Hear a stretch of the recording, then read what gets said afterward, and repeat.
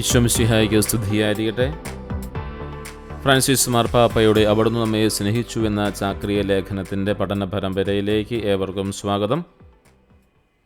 ഇന്ന് നമ്മൾ പഠിക്കുന്നത് 205 മുതൽ 211 വരെയുള്ള ഖണ്ഡികകളാണ്. ഒരു നിമിഷം നമുക്ക് പ്രാർത്ഥിക്കാം. ഈശോയുടെ മാധുര്യമുള്ള തിരുഹൃദയമേ, ഞങ്ങളുടെ സ്നേഹമായിരിക്കണമേ. ഇന്നേ ദിവസം ഈ ചാക്രിയ ലേഖനത്തെക്കുറിച്ച് പഠിക്കാനായിട്ട് ഞങ്ങളെ അനുവദിച്ചതിനെ ഓർത്ത് നല്ലവനായ ഈശോയെ ഞങ്ങൾ പ്രത്യേകമായി നന്ദി പറയുകയും ചെയ്യുന്നു. ഞങ്ങളുടെ കൂടെ ഈ സമയം ഈ പഠനത്തിൽ കൂടെ ആയിരിക്കണമേ എന്ന് ഞങ്ങൾ പ്രാർത്ഥിക്കുകയും അപേക്ഷിക്കുകയും ചെയ്യുന്നു. ഇന്ന് നമ്മൾ പഠിക്കുന്നത് 205 മുതൽ 211 വരെയുള്ള ഖണ്ഡികകളാണെന്ന് സൂചിപ്പിച്ചുവല്ലോ. ഈശോയുടെ തിരുഹൃദയത്തോടുള്ള നമ്മുടെ സ്നേഹവും ആ സ്നേഹം ലോകത്തിൽ എങ്ങനെ പ്രസരിപ്പിക്കണം എന്നതിനെക്കുറിച്ചുമാണ് നമ്മൾ ഇന്നത്തെ ഈ പഠനത്തിൽ പ്രധാനമായിട്ടും കാണുക. നമുക്ക് 205-ാമത്തെ ഖണ്ഡികയിലേക്ക് പ്രവേശിക്കാം. ക്രൈസ്തവ സന്ദേശത്തിൻ്റെ ആകർഷണീയതയും പ്രേക്ഷിത മാനവുമാണ് ഇവിടെ പ്രധാനമായിട്ടും പറയുക. ക്രൈസ്തവ സന്ദേശത്തിൻ്റെ ഒരു ആകർഷണീയമായ ഭാവമുണ്ട്, അതുപോലെ തന്നെ ഒരു പ്രേക്ഷിത മാനവുമുണ്ട്. ഈ രണ്ട് കാര്യമാണ് ഈ ഖണ്ഡികയിൽ സൂചിപ്പിക്കുക. ഈ ഖണ്ഡിക പ്രധാനമായ ഒരു ആശയം അവതരിപ്പിക്കുന്നത് ഇങ്ങനെയാണ്: ക്രൈസ്തവ സന്ദേശം അതിൻ്റെ സമഗ്രതയിൽ അനുഭവിക്കുകയും പ്രകാശിപ്പിക്കുകയും ചെയ്യുമ്പോൾ മാത്രമേ അത് ആകർഷകമാകുകയുള്ളൂ. ക്രൈസ്തവ സന്ദേശം എന്ന് പറയുന്നത് ഈശോയുടെ പെസഹാ രഹസ്യങ്ങൾ തന്നെയാണ് ക്രൈസ്തവ സന്ദേശം എന്ന് പറയുന്നത്.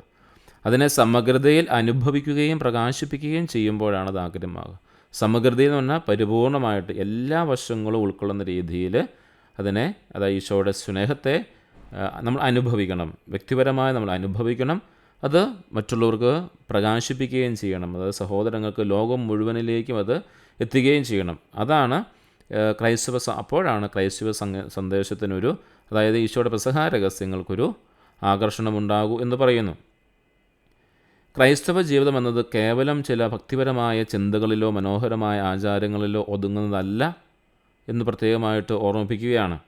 അത് നമ്മുടെ ജീവിതത്തിൻ്റെ എല്ലാ തലങ്ങളെയും സ്പർശിക്കുന്ന ഒന്നാണ്. അതുകൊണ്ടാണ് അതിൻ്റെ സമഗ്രതയിൽ അനുഭവിക്കണമെന്ന് പറയുന്നതിൻ്റെ കാരണം അതാണ്. അത് ഭക്തിപരമായ ചില ചിന്തകളോ മനോഹരമായ ആചാരങ്ങളോ ഒന്നുമല്ല, അതിനപ്പുറത്തേക്ക് പോകുന്നതാണ് പരിശുദ്ധ മാർപ്പാപ്പ നമ്മെ പഠിപ്പിക്കുന്നത്. എന്നിട്ട് മാർപ്പാപ്പ ചോദിക്കുന്നൊരു കാര്യമുണ്ട്: മറ്റുള്ളവരുടെ കാഴ്ചപ്പാടുകളിൽ താല്പര്യമില്ലാതെ, അവർക്ക് മെച്ചപ്പെട്ട ജീവിതം നയിക്കാൻ സഹായിക്കാൻ ശ്രമിക്കാതെ, ക്രിസ്തുവുമായുള്ള ഒരു വ്യക്തിബന്ധത്തിൽ മാത്രം നാം സംതൃപ്തരാകുകയാണെങ്കിൽ അത് ഏതുതരം ആരാധനയായിരിക്കും? മാർപ്പാപ്പ ചോദിക്കുന്ന ഒരു ചോദ്യമാണ്. മറ്റുള്ളവരുടെ കാഴ്ചപ്പാടുകളൊന്നും നമുക്ക് താല്പര്യമില്ല, അവർക്ക് മെച്ചപ്പെട്ട ജീവിതം നയിക്കണമെന്ന് നമുക്കങ്ങനെ അതിനുവേണ്ടി അവരെ സഹായിക്കാൻ വലിയ ശ്രമവും നമ്മൾ നടത്തുന്നില്ല. ക്രിസ്തുവുമായിട്ടൊരു വ്യക്തിബന്ധം മാത്രം മതി, ഞാനും എൻ്റെ ക്രിസ്തുവും, ഞാൻ ചെയ്യുന്നതിന് തമ്പുരാനറിയാം, അങ്ങനെ ഒരു സംതൃപ്തി അടഞ്ഞിരിക്കുന്ന വ്യക്തിയാണെങ്കിൽ ആ നടത്തുന്ന ഒരു പ്രാർത്ഥനയ്ക്ക്, ആരാധനയ്ക്ക് അത് ഏതുതരം ആരാധനയായിരിക്കുമെന്നാണ് പരിശുദ്ധ പിതാവ് ചോദിക്കുക. നമ്മളോട് തന്നെ ഈ നിമിഷം നമ്മൾ ചോദിക്കേണ്ട ഒരു ചോദ്യമാണ്. നമ്മൾ ജീവിക്കുന്ന സമൂഹത്തിലെ പ്രശ്നങ്ങളെ അവഗണിച്ചുകൊണ്ട് ഒരു സ്വകാര്യ ആത്മീയതയിൽ ഒതുങ്ങിക്കൂടുന്നത് നമ്മെ അത്രയേറെ സ്നേഹിച്ച ക്രിസ്തുവിൻ്റെ ഹൃദയത്തിന് പ്രീതികരമാകുമോ എന്ന് വീണ്ടും ചോദിക്കുക. നമ്മുടെ ജീവിത പ്രശ്നങ്ങളൊക്കെ ധാരാളമുണ്ട് നമ്മുടെ നാട്ടിൽ.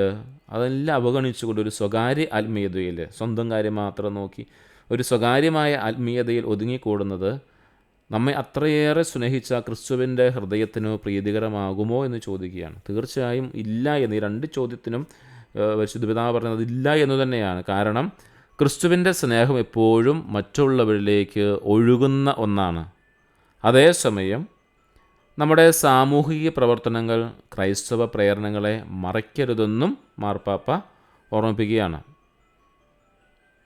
നമ്മുടെ നമ്മൾ സാമൂഹിക സേവനത്തിൽ ഏർപ്പെടുമ്പോൾ അതിൻ്റെ അടിസ്ഥാനം എന്ന് പറയുന്നത് ക്രിസ്തുവിൻ്റെ സ്നേഹമാണ് എന്ന സത്യം മറന്നു പോകരുതെന്ന് തന്നെയാണ് പരിശുദ്ധ പിതാവ് പറയുന്നത്.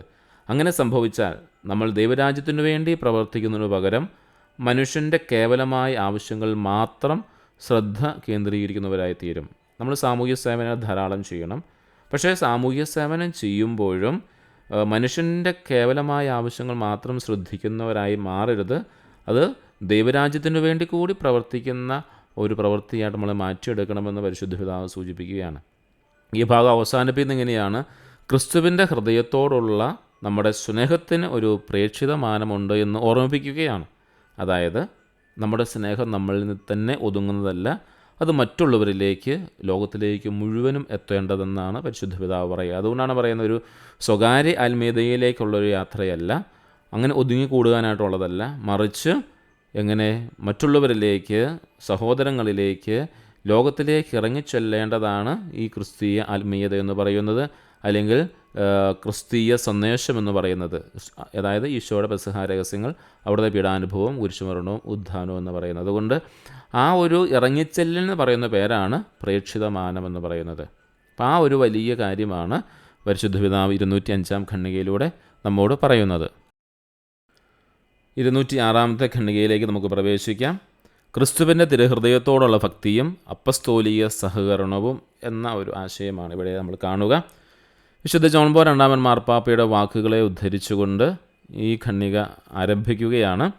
ക്രിസ്തുവിൻ്റെ തിരുഹൃദയത്തോടുള്ള ഭക്തിയുടെ കൂടുതൽ മാനത്തെക്കുറിച്ച് ആണ് ഈ വ്യക്തമാക്കാനായിട്ട് പരിശുദ്ധ പിതാവ് പ്രത്യേകമായി ശ്രദ്ധിക്കുന്നത്. വിശുദ്ധ ജോൺ പോൾ രണ്ടാമൻ മാർപ്പാപ്പ തിരുഹൃദയത്തോടുള്ള ഭക്തിയെ ലോകരക്ഷയിലുള്ള അപ്പസ്തോലിക സഹകരണമായ പരിഹാരവുമായി ബന്ധിപ്പിക്കുകയാണ്.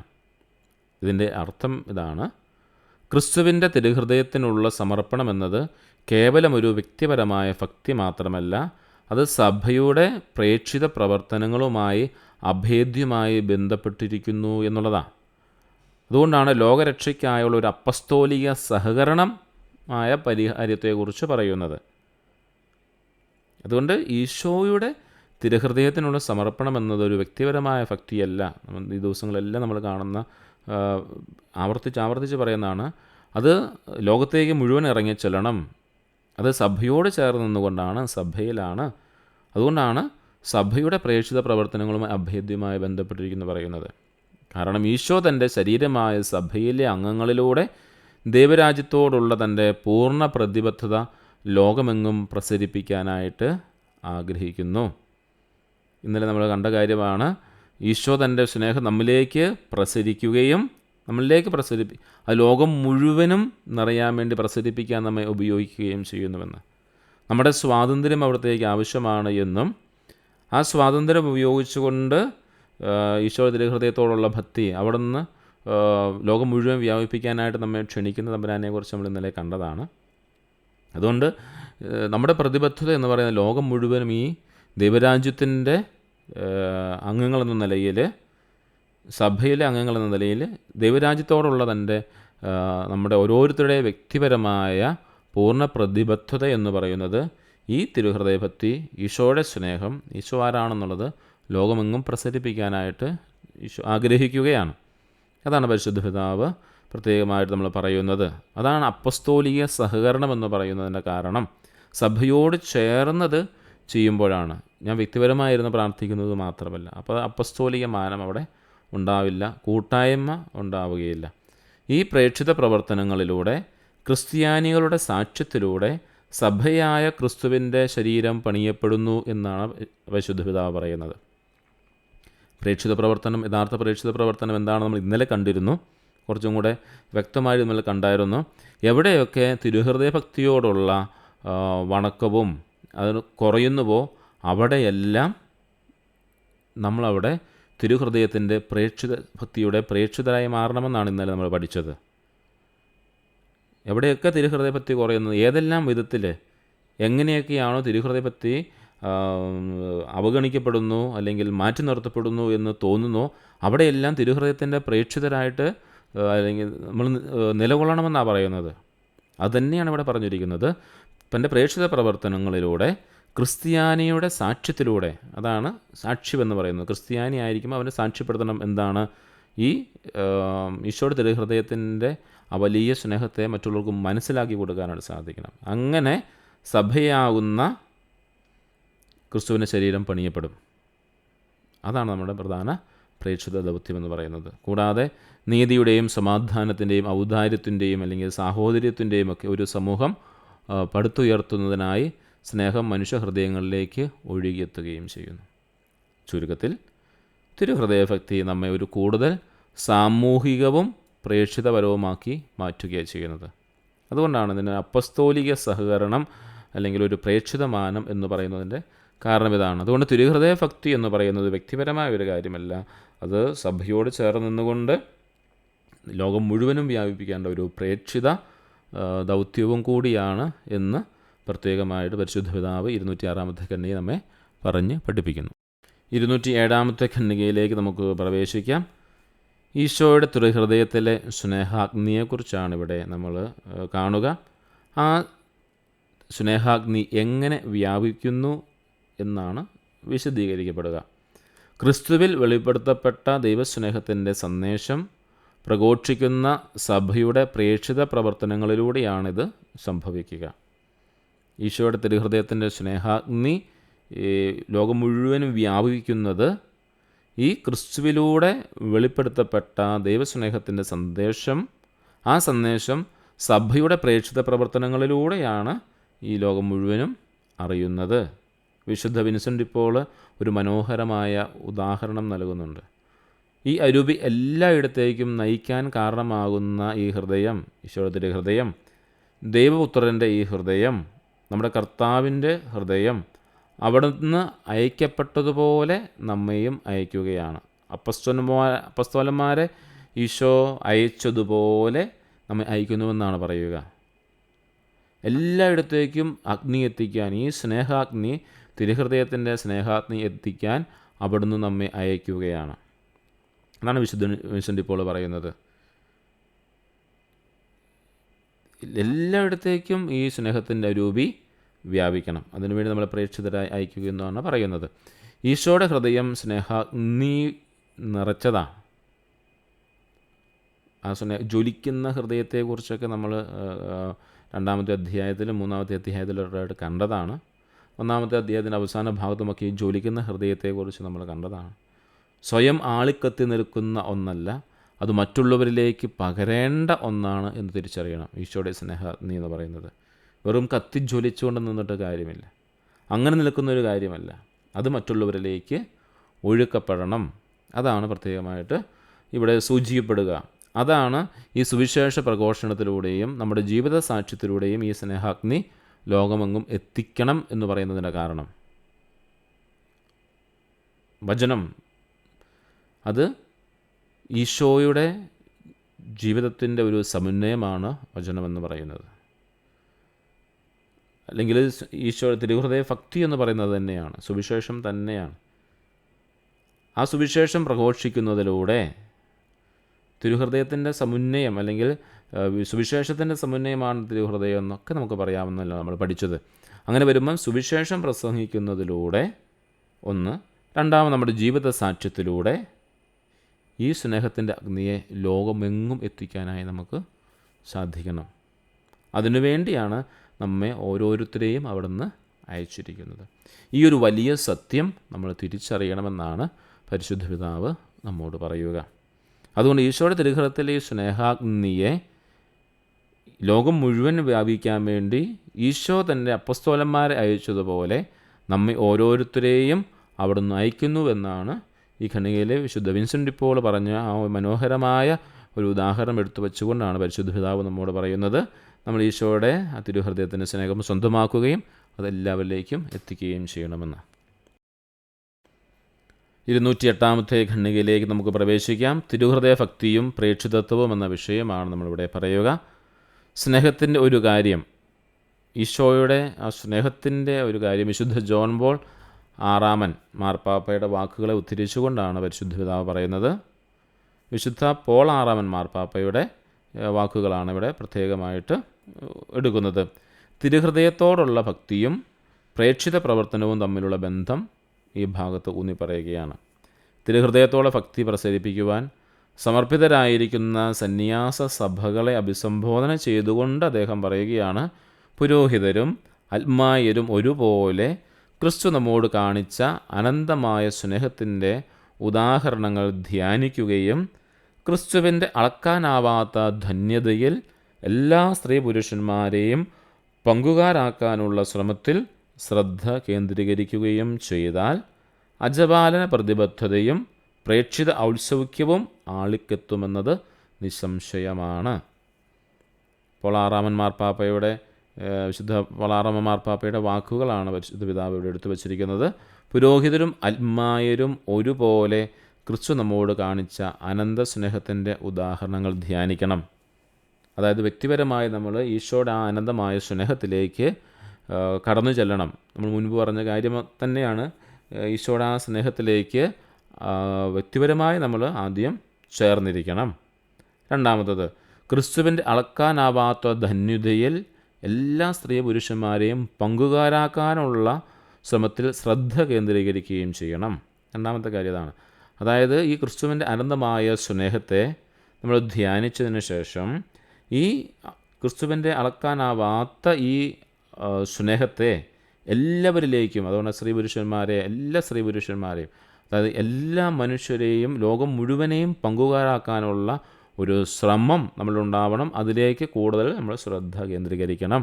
അതായത് വ്യക്തിപരമായി നമ്മൾ ഈശോയെ തിരിച്ചറിഞ്ഞ് ഒരു പ്രേക്ഷിത പ്രവർത്തനത്തിന് നമ്മൾ തയ്യാറാവണം തന്നെയാണ്. ഈശോയുടെ ഈ തിരുഹൃദയത്തിൻ്റെ ഭക്തിയെ ലോകം മുഴുവനും എത്തിക്കാൻ, സുവിശേഷാത്മകമായ സഭാത്മകമായ ഈ ഭക്തിയെ ലോകം മുഴുവനും എത്തിക്കാനായിട്ടുള്ള ശ്രമത്തിൽ നമ്മളെ ശ്രദ്ധ കേന്ദ്രീകരിക്കുകയും ചെയ്യണമെന്നാണ് പറയുന്നത്. അങ്ങനെ ചെയ്താൽ അജപാലന പ്രതിബദ്ധതയും പ്രേക്ഷിത ഔത്സുക്യവും കാളിക്കത്തുമെന്ന് പറയുകയാണ്. അങ്ങനെ ശ്രദ്ധിക്കുമ്പോൾ ഓരോ പുരോഹിതരിലും അൽമായരിലും എന്താണ് അജപാലന ദൗത്യം, പ്രതിബദ്ധത, തൻ്റെ അജഗണങ്ങളോട് കാണിക്കേണ്ട സ്നേഹവും കരുണയും അവർക്ക് വേണ്ടി നിലകൊള്ളുന്ന അതാണ് ഈ അജപാലന പ്രതിബദ്ധത എന്ന് പറയുന്നത്. ആ പ്രതിബദ്ധതയും അപ്പോൾ അൽമായരെ സംബന്ധിച്ച് ഒരു പ്രേക്ഷിത ഔത്സുക്യവും, അതായത് പുരോഹിതന്മാർക്കും സന്യാസികർക്കും അൽമായരെക്കുറിച്ചാണ് പറയുന്നത്.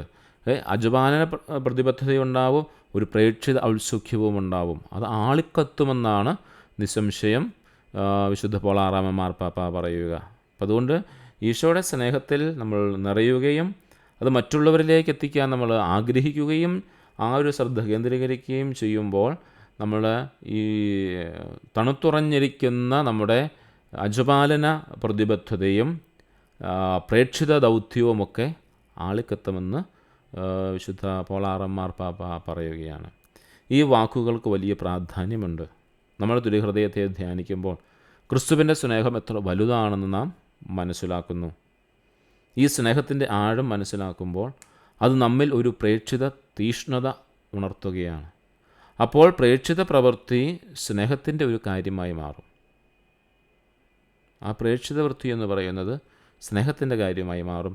പ്രേക്ഷിത പ്രവർത്തനത്തിലെ ഏറ്റവും വലിയ അപകടം മാർപ്പാപ്പ ചൂണ്ടിക്കാണിക്കുന്നതാണ്. നമ്മുടെ വാക്കിലും പ്രവൃത്തിയിലും നമ്മെ ആശ്ലേഷിക്കുകയും ശുശ്രൂഷിക്കുകയും ചെയ്യുന്ന ക്രിസ്തുവിൻ്റെ സ്നേഹത്തെ സന്തോഷപൂർവ്വം കണ്ടുമുട്ടാൻ നാം പരാജയപ്പെടുന്നു എന്നതാണ് പ്രേക്ഷിത പ്രവർത്തനത്തിലെ ഏറ്റവും വലിയ അപകടമെന്ന് പരിശുദ്ധ പിതാവ് പറയുകയാണ്. എന്താണ് നമ്മുടെ വാക്കിലും പ്രവൃത്തിയിലും നമ്മെ ആശ്ലേഷിക്കുകയും ശുശ്രൂഷിക്കുകയും ചെയ്യുന്ന ക്രിസ്തുവിൻ്റെ സ്നേഹത്തെ സന്തോഷപൂർവ്വം കണ്ടെത്താനായിട്ട് നമുക്ക് പരാജയപ്പെട്ടു പോകുന്നു. നമ്മുടെ പ്രവർത്തനങ്ങളിൽ സ്നേഹത്തിൻ്റെ സാന്നിധ്യമില്ലെങ്കിൽ അത് വെറും യാന്ത്രികമായി തീരുമെന്നാണ് പരിശുദ്ധ പിതാവ് ഇവിടെ പറയുക. ഈ സ്നേഹത്തിൻ്റെ സാന്നിധ്യം എന്ന് പറയുന്നത് ഈശോയുടെ തിരുഹൃദയത്തിൻ്റെ സ്നേഹത്തിൻ്റെ സാന്നിധ്യമാണ് എന്ന് നമ്മൾ തിരിച്ചറിയണം. അതായത് ഈശോയുടെ തിരുഹൃദയഭക്തി ലോകം മുഴുവനും എത്തിക്കാനായിട്ട് നമുക്ക് സാധിക്കുന്നതാണ് എന്ന് പറയുകയാണ്. അങ്ങനെയാണ് ഈ തിരുഹൃദയഭക്തി യഥാർത്ഥത്തിലൊരു നമ്മെ ഒരു പ്രേക്ഷിതരാക്കി മാറ്റുന്നത് എന്ന കാര്യവും സ്നേഹപൂർവ്വം ഇവിടെ ഓർമ്മിപ്പിക്കുന്നു. 209 ഖണ്ഡികയിലേക്ക് നമുക്ക് പ്രവേശിക്കാം. ക്രിസ്തുവിൻ്റെ ഹൃദയത്തിൻ്റെ സ്നേഹം പ്രസരിപ്പിക്കലാണ്. ഈ ഖണ്ഡികയിൽ പ്രേക്ഷിത പ്രവർത്തനത്തെ ക്രിസ്തുവിൻ്റെ ഹൃദയത്തിൻ്റെ സ്നേഹം പ്രസരിപ്പിക്കുന്നതായിട്ട് നിർവചിക്കുകയാണ്. ഇതിന് എന്താണ് ആവശ്യമെന്ന് പറയുന്നത്? ഇത് ആവശ്യപ്പെടുന്നത് തങ്ങളിൽ തന്നെ സ്നേഹം പുലർത്തുന്ന ക്രിസ്തുവിനാൽ വശീകരിക്കപ്പെട്ട തങ്ങളുടെ ജീവിതത്തെ മാറ്റിമറിച്ച ആ സ്നേഹം പങ്കുവയ്ക്കാൻ ബാധ്യസ്ഥരാണെന്ന് ബോധ്യത്തോടെ ഇറങ്ങുന്ന പ്രേക്ഷിതയെക്കുറിച്ചാണ് പറയുന്നത്. അതായത് ഒരു പ്രേക്ഷിത പ്രവർത്തനത്തിലേക്ക് ഇറങ്ങുവാനായിട്ട് ക്രിസ്തുവിൻ്റെ ഹൃദയത്തിൻ്റെ സ്നേഹം നമ്മെ ചേർത്ത് നിർത്തുന്നു. അത് ലോകം മുഴുവനും പ്രസരിപ്പിക്കാനായിട്ട് നമ്മെ അവിടുന്ന് പ്രാപ്തരാക്കുകയും ചെയ്യുന്നുവെന്നാണ് പറയുന്നത്. അതെങ്ങനെയാണെന്ന് ചോദിച്ചാൽ പറയുന്നതാണ്, തങ്ങളിൽ തന്നെ സ്നേഹം പുലർത്തുന്ന ക്രിസ്തുവിനാൽ സ്നേഹിക്കപ്പെട്ട അല്ലെങ്കിൽ വശീകരിക്കപ്പെട്ട അവിടെ നിന്ന് പറഞ്ഞിരിക്കുന്നത് ക്രിസ്തുവിൻ്റെ സ്നേഹം നമ്മെ തന്നോട് ചേർത്ത് നിർത്തുമെന്ന് ക്ഷണിക്കുന്നുണ്ടല്ലോ, ചേർത്ത് നിർത്തുമെന്ന് പറഞ്ഞേ.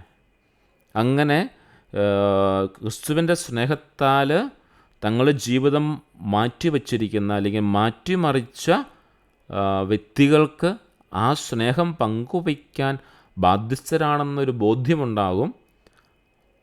തങ്ങളനുഭവിച്ചറിഞ്ഞ ആ ക്രിസ്തുവിൻ്റെ സ്നേഹത്തെ മറ്റുള്ളവരുമായി പങ്കുവയ്ക്കാൻ ഞാൻ ബാധ്യസ്ഥരാണെന്ന ബോധ്യമുണ്ടാകുന്ന, അങ്ങനെ ബോധ്യത്തോടുകൂടെ ഇറങ്ങുന്ന പ്രേക്ഷിതരെക്കുറിച്ചാണ് ഇവിടെ പ്രത്യേകമായിട്ട് പറയുക. അവരാണ് ഈ സ്നേഹം, ഈശോയുടെ ഹൃദയത്തിൻ്റെ സ്നേഹം പ്രസരിപ്പിക്കുന്നത്. ഈ ആദ്യത്തെ പ്രസംഗത്തിൽ പത്രോസ് പറയുന്ന കാര്യം അത് തന്നെയാണല്ലോ. പത്രോസ് പറയുന്ന കാര്യം ഇതാണ്: നിങ്ങൾ ക്രൂശിച്ചവനെ അവർ ദൈവം ഉയർപ്പിച്ചു, ഞങ്ങളിതിന് സാക്ഷികളാണ്.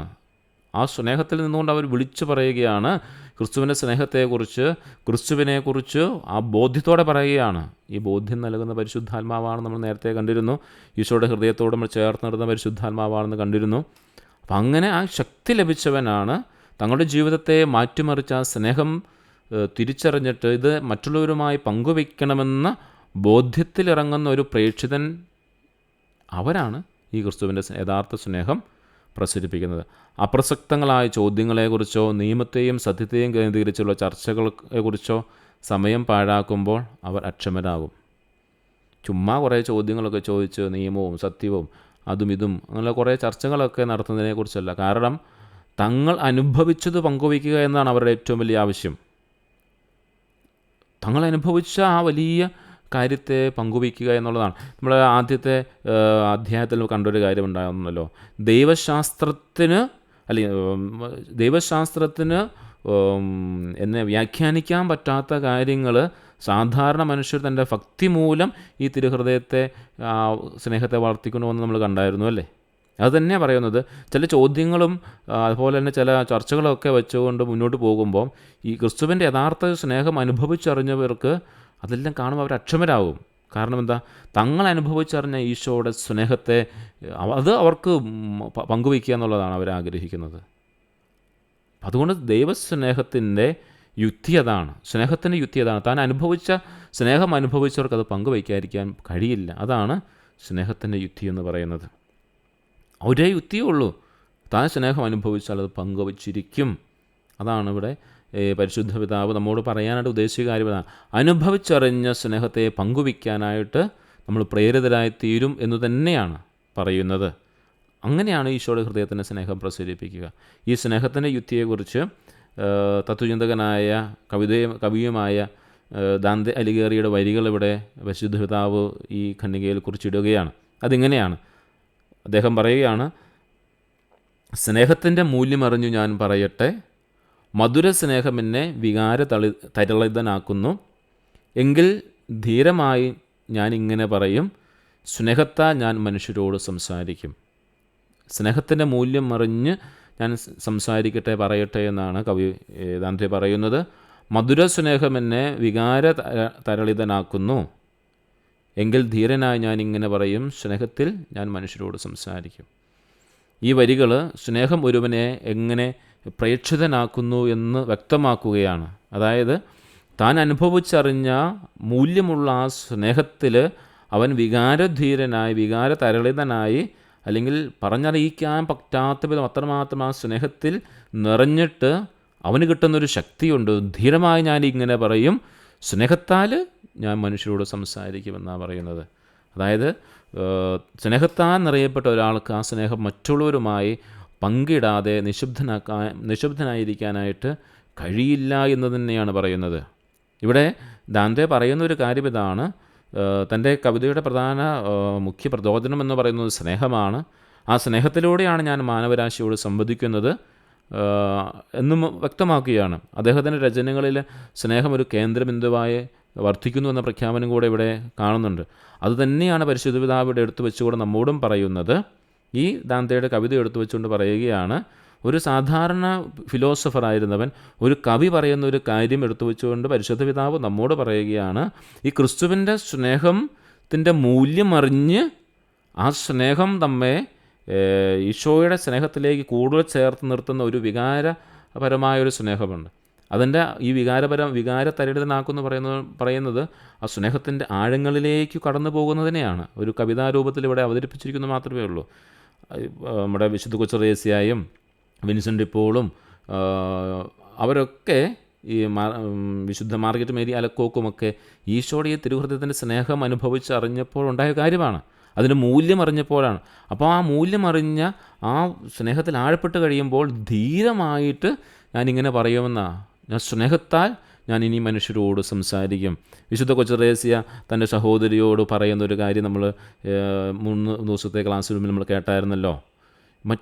ഏത് ഒരു സഹോദരിയെ നിന്നെ സ്നേഹിക്കുന്നതിനേക്കാൾ കൂടുതലായിട്ട് നിന്നെ എനിക്ക് സ്നേഹിക്കാനായിട്ട് സാധിക്കും. കാരണം ഈശോയുടെ തിരുഹൃദയത്തിൻ്റെ ആ ഒരു നിറവിൽ നിന്നാണ് ഞാൻ നിന്നെ സ്നേഹിക്കുന്നതെന്ന് കൊച്ചറേസ്യ പറയുന്നതിന് കാരണം അതാണ്. അത് തന്നെയല്ലേ ഇവിടെയും പറഞ്ഞു വെക്കുന്നത്.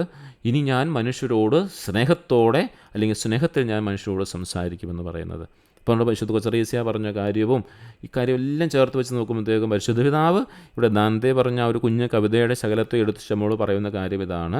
ക്രിസ്തുവിൻ്റെ സ്നേഹത്തിൻ്റെ മൂല്യം നമ്മൾ തിരിച്ചറിഞ്ഞ് ആ സ്നേഹത്തിൻ്റെ ആഴങ്ങളിലേക്ക് ഇറങ്ങി ധീരമായി നമുക്ക് നമ്മുടെ സഹോദരങ്ങളോട് സ്നേഹത്തോടെ സംസാരിക്കാൻ സാധിക്കുമ്പോൾ അതൊരു പരിഹാരമായി മാറും, അതൊരു പ്രേക്ഷിത പ്രവർത്തനമായി മാറും. അതാണ് ക്രിസ്തു ആഗ്രഹിക്കുന്നതും എന്ന് തന്നെയാണ്. 210 ഖണ്ഡികയിലേക്ക് നമുക്ക് പ്രവേശിക്കാം. സ്നേഹത്തിൻ്റെ ഒരു ചലനാത്മകതയും നമ്മുടെ ഹൃദയത്തിൻ്റെ പരിവർത്തനവും എന്നൊരു ആശയമാണ് ഇവിടെ പ്രധാനമായി കാണുക. അതായത് ഓരോ ആത്മാക്കളുടെയും ഒരു പ്രേക്ഷിതൻ്റെ ഏറ്റവും വലിയൊരു ആഗ്രഹം പറയുകയാണ്, ഓരോ ആത്മാക്കളും ക്രിസ്തുവിനെ സ്നേഹിക്കത്തക്ക വിധം വാക്കാലോ സാക്ഷ്യത്താലോ അവർത്തേക്കുറിച്ച് സംസാരിക്കാൻ കഴിയുക എന്നതാണ് ഒരു പ്രേക്ഷിതൻ എപ്പോഴും ആഗ്രഹിക്കുന്ന കാര്യം. ഇതാണ് അവൻ്റെ ഏറ്റവും വലിയ ആഗ്രഹം. ഇതാണ് ഏത് പ്രേക്ഷിതനാണ്? ഈശോയുടെ തിരുഹൃദയത്തിൻ്റെ പ്രേക്ഷിതനെക്കുറിച്ചാണ് പറയുന്നത്. പ്രേക്ഷിത ദൗത്യത്തെക്കുറിച്ച് പറഞ്ഞു വരുമ്പോൾ അവൻ്റെ ഏറ്റവും വലിയൊരു കാര്യം ഇതാണ്, വാക്കാലോ പ്രവൃത്തിയാലോ സാക്ഷ്യത്താലോ ഈശോയെ സ്നേഹിക്കത്തക്ക വിധം സംസാരിക്കാനായിട്ട് എനിക്ക് കഴിയണം. ഈ ഭാഗം എന്ന് പറയുന്നത് സ്നേഹത്തിൻ്റെ ഒരു ചലനാത്മകതയ്ക്ക് വലിയ പ്രാധാന്യമുണ്ട് എന്ന് പറയുകയാണ്. ഒരു ഹൃദയ പരിവർത്തനത്തിന് ഒരു നല്ലൊരു പ്രാധാന്യമുണ്ട് എന്ന് കൃത്യമായിട്ട് പറയുകയാണ്. ഇതൊരു പ്രധാനപ്പെട്ട കാര്യമാണ്. അതായത് സ്നേഹം അടിച്ചേൽപ്പിക്കപ്പെടുന്ന ഒന്നല്ല. അതാണ് ഇവിടെ പരിശുദ്ധ പിതാവ് പറയാൻ ഉദ്ദേശിക്കുന്ന കാര്യം. ഇതാണ്, ഇതിനൊരു ചലനാത്മകതയുണ്ട്. മറ്റുള്ളവരിലേക്ക് ഈ പ്രേക്ഷിത ദൗത്യം കടന്നു ചെല്ലുമ്പോൾ ഇതൊരിക്കലും ഒരു അടിച്ചേൽപ്പിക്കലല്ല. ഒരു മതത്തിൽ നിന്ന് ഒരുവനെ ഇങ്ങോട്ട് കൊണ്ടുവരാനോ അങ്ങനെയുള്ള കാര്യങ്ങളൊന്നുമല്ല. ഇതൊരു അടിച്ചേൽപ്പിക്കൽ അവിടെ ഇല്ല. മറിച്ച് ഈ സ്നേഹത്തെ നമ്മൾ മറ്റുള്ളവരുടെ മുമ്പിൽ അവതരിപ്പിക്കുകയേ ചെയ്യുന്നുള്ളൂ. ക്രിസ്തുവിൻ്റെ ഹൃദയമാണ് അവനെ സ്നേഹത്തോടെ തന്നിലേക്ക് ചേർത്ത് നിർത്തുന്നത്. നമുക്കൊരു വ്യക്തിയെയും ഈശോയുടെ തിരുഹൃദയത്തിലേക്ക് ചേർത്ത് നിർത്താൻ പറ്റില്ല. നമ്മൾ അനുഭവിച്ച ഈശോയുടെ സ്നേഹം, ആ തിരുഹൃദയത്തിൻ്റെ സ്നേഹം നമ്മൾ പ്രഘോഷിക്കുക മാത്രമേ ചെയ്യുന്നത്. അത് വാക്കിലോ പ്രവൃത്തിയിലോ സാക്ഷ്യത്താലോ മറ്റുള്ളവർ കാണിച്ചു കൊടുക്കുക മാത്രമേ ചെയ്യുന്നുള്ളൂ. അങ്ങനെ അവർ ഈശോയുടെ തിരുഹൃദയത്തിലേക്ക് അവർ തന്നെയാണ് അടുക്കുന്നത്. നമ്മളൊരു മീഡിയമാകുന്നു എന്ന് മാത്രമേ ഉള്ളൂ. ഒരു കാമുകൻ്റെ വാക്കുകൾ മറ്റൊരാളെ അസ്വസ്ഥപ്പെടുത്തുന്നില്ല. അത് ആവശ്യങ്ങൾ ഉന്നയിക്കുകയോ നിർബന്ധിക്കുകയോ ചെയ്യുന്നില്ല. അത്തരം സ്നേഹത്തിൽ വിസ്മയം കൂറാനായിട്ട് പ്രേരിപ്പിക്കുകയേ ഉള്ളൂ, അല്ലേ? ഒരു സ്നേഹിതൻ്റെ വാക്കുകൾ ഒരിക്കലും ആരെ അസ്വസ്ഥപ്പെടുത്തില്ലല്ലോ. അത് നിർബന്ധിച്ച ഒരു കാര്യവും ചെയ്യിപ്പിക്കുകയുമില്ല. പക്ഷെ ആ സ്നേഹത്തിലൊരു വിസ്മയം തോന്നും. സ്നേഹത്താൽ നിറഞ്ഞു നിൽക്കുന്ന ഒരു വ്യക്തിയുടെ സാക്ഷ്യം കേൾക്കുന്ന വ്യക്തിക്ക് അവരുടെ സ്വാതന്ത്ര്യത്തെയും അന്തസ്സിനെയും ബഹുമാനിച്ചുകൊണ്ട് ആ സ്നേഹത്തെക്കുറിച്ച് അറിയാൻ താല്പര്യം തോന്നും. അതാണ് പരിശുദ്ധ പിതാവ് പറയുന്നത്. ഇവിടെ നിർബന്ധിതമായൊരു ഒരു മതത്തിൽ നിന്ന് മറ്റു മതത്തിലേക്ക് ചേർക്കുന്നതോ അങ്ങനെയുള്ള കാര്യങ്ങളൊന്നും അല്ല അവിടെ പ്രേക്ഷിത ദൗത്യം എന്നതുകൊണ്ട് പരിശുദ്ധ പിതാവ് ഓർമ്മിപ്പിക്കുന്നത്. അതായത് താൻ അനുഭവിച്ചറിഞ്ഞ സ്നേഹത്താൽ നിറഞ്ഞു നിൽക്കുന്ന വ്യക്തി, താൻ അനുഭവിച്ചറിഞ്ഞ ക്രിസ്തുവിൻ്റെ സ്നേഹം നിറഞ്ഞിട്ട് ആ വ്യക്തി സാക്ഷ്യം നൽകുകയാണ്, വാക്കിലൂടെയും പ്രവൃത്തിയിലൂടെയും. അങ്ങനെ സാക്ഷ്യം നൽകുമ്പോൾ അത് കേൾക്കുന്ന വ്യക്തി അവരുടെ സ്വാതന്ത്ര്യമനുസരിച്ച് അന്തസ്സനുസരിച്ച് ആ സ്നേഹത്തെക്കുറിച്ച് അറിയാൻ താല്പര്യം കാണിക്കുന്നു. ആ സ്നേഹം അവരെ ഒരു കാരണവശാലും നിർബന്ധത്തിലൂടെയല്ല പ്രേരിപ്പിക്കുന്നത്, മറിച്ച് സാക്ഷ്യത്തിലൂടെയും മറ്റുള്ളവരെ സ്നേഹിക്കാനുള്ള ആത്മാർത്ഥമായ ആഗ്രഹത്തിലൂടെയും അവർ ഈ ക്രിസ്തുവിൻ്റെ ഹൃദയത്തിലേക്ക് വരികയാണ്. അങ്ങനെ ക്രിസ്തുവിൻ്റെ സഭയോട് ചേരുകയാണ്, ക്രിസ്തുവിൻ്റെ മൗതിക ശരീരമായ സഭയോട് ചേരുകയാണ്. ഇവിടെ ഒരു ചലനാത്മകതയുണ്ട് സ്നേഹത്തിന്. അതിപ്പോൾ ആയിരിക്കുന്ന സ്ഥലത്ത് നിന്നും ആയിരിക്കേണ്ട സ്ഥലത്തേക്കുള്ളൊരു ചലനാത്മകതയുണ്ടാകുന്നുണ്ട്. അതെപ്പോഴും ഉണ്ടാകുന്നതെന്ന് ചോദിച്ചാൽ, ഈ ക്രിസ്തുവിൻ്റെ ഹൃദയം തിരിച്ചറിഞ്ഞ, ഈ ക്രിസ്തുവിൻ്റെ സ്നേഹം അറിഞ്ഞവൻ അത് പ്രഘോഷിക്കുമ്പോൾ അത് കേൾക്കുന്നവന് ആ തിരുഹൃദയത്തിൻ്റെ സ്നേഹത്തെക്കുറിച്ച് അറിയാനുള്ള താല്പര്യമുണ്ടാകുന്നു. ആ തിരുഹൃദയത്തിൻ്റെ സ്നേഹത്തെക്കുറിച്ചറിഞ്ഞ് അവൻ ഈശോയുടെ തിരുഹൃദയത്തിലേക്ക് ചേർന്ന് വരുന്നു. ആ വലിയൊരു കാര്യത്തെയാണ് പ്രേക്ഷിത ദൗത്യം എന്നതുകൊണ്ട് പരിശുദ്ധ പിതാവ് ഇവിടെ പ്രത്യേകമായിട്ട് ഓർമ്മപ്പെടുത്തുന്നത്. ഇതാരെയും നിർബന്ധിക്കുന്ന ഒരു കാര്യമല്ല. വ്യക്തമായിട്ട് പറയുന്നു, അവരുടെ സ്വാതന്ത്ര്യത്തെയും അന്തസ്സിനെയും ബഹുമാനിച്ചുകൊണ്ട് അവർക്ക് ആ ഈശോയുടെ ഹൃദയത്തെക്കുറിച്ച് തിരിച്ചറിയാനായിട്ട് സാധിക്കുന്നു. പക്ഷേ എനിക്കെൻ്റെ അനുഭവിച്ചറിഞ്ഞ ഈശോയുടെ സ്നേഹത്തെ മറ്റുള്ളവരുമായി പങ്കുവയ്ക്കാതിരിക്കാനായിട്ട് പറ്റില്ല. ഞാനത് പങ്കുവയ്ക്കുന്നു. കേൾക്കുന്നവൻ എൻ്റെ സ്വാതന്ത്ര്യവും അവൻ്റെ അന്തസ്സുമൊക്കെ ബഹുമാനിച്ചുകൊണ്ട് ആ സ്നേഹത്തെ അറിയാനായിട്ട് വരുന്നു. അതാണ് യഥാർത്ഥ പ്രേക്ഷിത ദൗത്യം, മിഷണറി മിഷൻ എന്ന് പറയുന്നതെന്ന കാര്യം പരിശുദ്ധ പിതാവിടെ സ്നേഹപൂർവത്തോടെ നമ്മെ ഓർമ്മപ്പെടുത്തുകയാണ്. 211 ഖണ്ഡികയിലേക്ക് നമുക്ക് പ്രവേശിക്കാം. ക്രിസ്തുവിനെ ഏറ്റുപറയേണ്ടതിൻ്റെ ആവശ്യം. ഈ ഖണ്ഡികയിൽ ക്രിസ്തുവിനെ ഏറ്റുപറയേണ്ടത് ആവശ്യത്തെക്കുറിച്ചാണ് പ്രധാനമായും സൂചിപ്പിക്കുക. ഉചിതമായ എല്ലാ വിവേചനത്തോടും ആദരവോടും കൂടി തന്നെ നമ്മോടുള്ള സൗഹൃദത്തെക്കുറിച്ച്, മറ്റുള്ളവരോട് തെല്ലും ലജ്ജിക്കരുതെന്ന് ക്രിസ്തു നമ്മോട് ആവശ്യപ്പെടുകയാണ്. അതായത് ഈശോയോടുള്ള സൗഹൃദത്തെക്കുറിച്ച് മറ്റുള്ളവരോട് പറയാൻ ഒരു കാരണവശാലും ഇച്ചിരി പോലും ലജ്ജിക്കരുതെന്ന് ക്രിസ്തു നമ്മോട് പറയുകയാണ്. അവിടുത്തെ കണ്ടുമുട്ടിയത് എത്ര സുന്ദരവും എത്ര മനോഹരവുമാണെന്ന് മറ്റുള്ളവരോട് ധീരമായി പറയാനായിട്ടും അവിടുന്ന് ആവശ്യപ്പെടുകയാണ്. വിശുദ്ധ ഗ്രന്ഥത്തിൽ മത്തായിയുടെ സുവിശേഷം 10-ാം അധ്യായം 32-ാമത്തെ വാക്യം ഇങ്ങനെ നാം കാണുന്നുണ്ട്: മനുഷ്യരുടെ മുമ്പിൽ എന്നെ ഏറ്റുപറയുന്നവനെ എൻ്റെ സ്വർഗസ്ഥനായ പിതാവിൻ്റെ മുമ്പിൽ ഞാനും ഏറ്റുപറയും. എത്ര മനോഹരമായിട്ടാണ് പറഞ്ഞിരിക്കുന്നത്. അതുകൊണ്ട് ഈശോയുടെ സ്നേഹത്തെക്കുറിച്ച് മറ്റുള്ളവരോട് നമ്മൾ സംസാരിക്കുമ്പോൾ ഈശോ നമ്മെക്കുറിച്ച് തൻ്റെ പിതാവിൻ്റെ മുമ്പിലും സംസാരിക്കാൻ തുടങ്ങും. ഇത് നമ്മുടെ വിശ്വാസത്തിൻ്റെ ഒരു പരസ്യ പ്രകടനത്തിൻ്റെ പ്രാധാന്യം വെളിപ്പെടുത്തുകയാണ്. വിശ്വസിച്ച് വരയ്ക്കാതിരുന്നാൽ പോരാ എന്നുള്ളതാണ്. അത് ഏറ്റുപറയണം. സ്നേഹിക്കുന്ന ഒരു ഹൃദയത്തിന് ഇതൊരു കേവലം ഒരു കർത്തവ്യമല്ല, മറിച്ച് അടക്കി നിർത്താനാവാത്ത ഒരു ആവശ്യമാണെന്നാണ് മാർപ്പാപ്പ പറയുന്നത്. ഈശോയുടെ തിരുഹൃദയത്തെ സ്നേഹിക്കുന്നവനെ സംബന്ധിച്ച് ഈ പ്രേക്ഷിത പ്രവർത്തനമെന്ന് പറയുന്ന ഒരു കർത്തവ്യമല്ല, മറിച്ചത് തൻ്റെ അടക്കി നിർത്താനാവാത്തൊരാവശ്യമാണ്. വിശുദ്ധ പൗലോസിൻ്റെ വാക്കുകൾ ഉദാഹരണമായി നൽകുകയാണ്: ഞാൻ സുവിശേഷം പ്രസംഗിക്കുന്നില്ലെങ്കിൽ എനിക്ക് ദുരിതം. 1 കൊറിന്തോസ് 9:16. ജെറമിയയുടെ വാക്കുകൾ വീണ്ടും എടുക്കുകയാണ്, 20:9. ഹൃദയത്തെ ജ്വലിപ്പിക്കുന്ന അഗ്നി എൻ്റെ അസ്ഥിക്കുള്ളിൽ അടച്ചിട്ടിരിക്കുന്നത് പോലെ എനിക്ക് അനുഭവപ്പെട്ടു. അതിനെ അടക്കാൻ ശ്രമിച്ചു, ഞാൻ തളർന്നു, എനിക്ക് സാധിക്കുന്നില്ല. ജെറമിയ 20:9 പറയുകയാണ്. ആ ജ്വലിക്കുന്ന അഗ്നി അത് നമ്മെ കത്തിച്ചു പുറത്തേക്ക് ചാടിക്കുമെന്ന് പറഞ്ഞാൽ ഈശോയുടെ സ്നേഹമായിട്ട് ലോകം മുഴുവൻ ഓടാനായിട്ട്. ഈ വാക്കുകൾ ഒരു പ്രേക്ഷിതൻ്റെ ഉള്ളിലെ സ്നേഹാഗ്നിയാണ് സൂചിപ്പിക്കുക.